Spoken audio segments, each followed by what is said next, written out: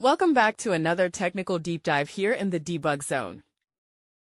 Today, we're tackling a big question and breaking it down with insights from other users. Hopefully, this clears up some misconceptions and helps you get the answer you need.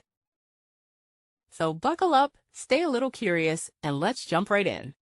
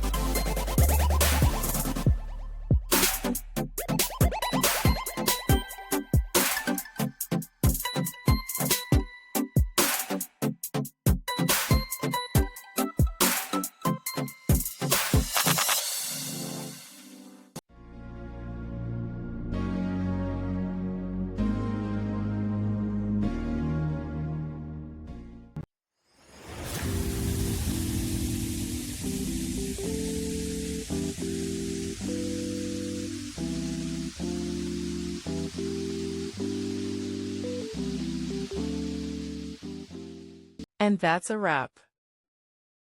I hope you found the answer you were looking for. If you did, take a second to hit that subscribe button. It really helps out. And let me know in the comments which solution worked best for you.